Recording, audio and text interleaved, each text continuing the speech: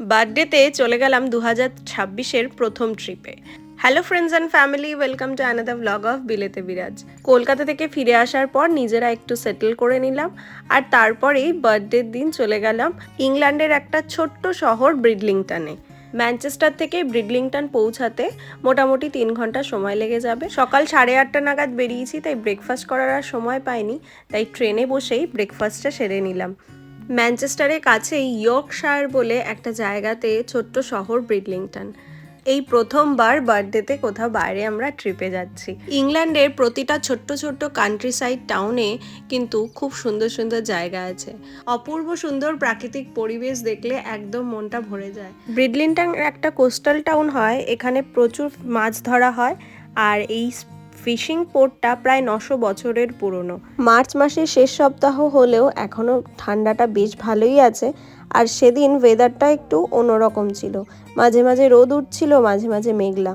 তবে ব্রিডলিংটনের টেম্পারেচার ম্যানচেস্টারের থেকে 3 থেকে 4 ডিগ্রি মতো কম ছিল। স্টেশন থেকে বেরিয়ে হাঁটা পথেই ছিল হোটেল। তো হোটেল ছিল স্টেশন থেকে মাত্র 10 মিনিটের দূরত্বে। হোটেলে গিয়ে চেক ইন করে ব্যাগ রেখে তারপরে আমরা ঘুরতে বেরোবো। ফাইনালি পৌঁছে গেলাম হোটেলে। হোটেলে চেক ইন করে তারপরে সমুদ্রের পাড়ে যাব। যখন আমরা পৌঁছালাম তখন এখানে ভাটা চলছে, তাই সমুদ্রের পাড়টা বেশ শুকিয়ে গেছে আর জল অনেকটাই দূরে। ব্রিডলিংটন শহরটা শুধু ফিশিং পোর্ট হিসাবে পরিচিত তা নয়, ব্রিডলিংটন শহরকে ইউরোপের লবস্টার ক্যাপিটালও বলা হয়। ইউকের স্প্রিং টাইমে ড্যাফোডিল হলো একটা খুব বিখ্যাত ফুল। রাস্তার পাশে যে কোনো পার্কে সব জায়গাতেই ড্যাফোডিল ফুল হলুদ চাদর বিছিয়ে দাঁড়িয়ে আছে। হোটেলে লাগেজ রেখে আমরা চলে গেলাম লাঞ্চ করতে। তখন বেশি হেভি খাবার খাইনি, কারণ আবার আমাদের হেঁটে হেঁটে ঘুরতে যেতে হবে। তাই ম্যাকডি থেকে হালকা কিছু খাবার খেয়ে পেটটা ভরিয়ে নিলাম। তারপর বাসে চেপে চলে গেলাম আমাদের প্রথম গন্তব্যে। প্রথমেই গেলাম ডেন্স ডাইক নেচার রিজার্ভে। এই ডেন্স ডাইক বিচের পাশে আবার ফসিল হান্টিংও করা যায়। জঙ্গলের মধ্যে দিয়ে প্রায় 10 মিনিটের হাঁটা পথ, আর তারপরেই পৌঁছে গেলাম ডেন্স ডাইক বিচের কাছে।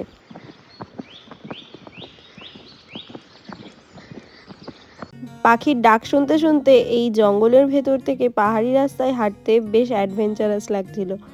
ফাইনালি আমরা যখন বিচের কাছে পৌঁছালাম তখন সানসেট হবে, আর বিচে একটা প্রাণীও ছিল না। প্রপার সামারে এখানে প্রচুর পাখি দেখা যায়, পরিযায়ী অনেক পাখি আসে, স্পেশালি পাফিন্স।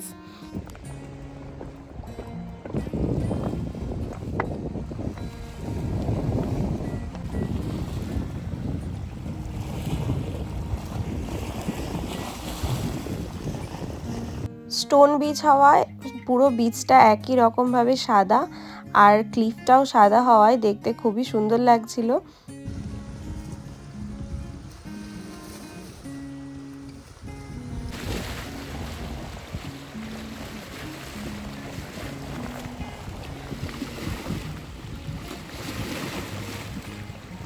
এখানে বেশ কিছুক্ষণ সময় কাটিয়ে ফসিল হান্টিংয়ে আমিও একটু ফসিল খুঁজে পেলাম।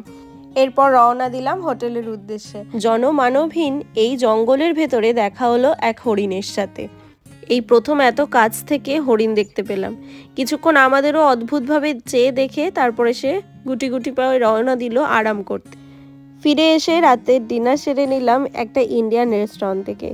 কাবাব, কিমা রাইস, ল্যাম্ব কড়াই, তন্দুরি সব মিলিয়ে জমজমাটি খাওয়া দাওয়া সেরে বার্থডের দিনটা ভালোই এনজয় করলাম। আর এর সাথে আজকের ব্লগটা এখানেই শেষ করছি। দেখা হবে নেক্সট ব্লগে। ভিডিওটি কেমন লাগলো কমেন্টে অবশ্যই জানাবেন, আর ভালো লাগলে লাইক করবেন। Stay tune and thanks for watching. Bye bye.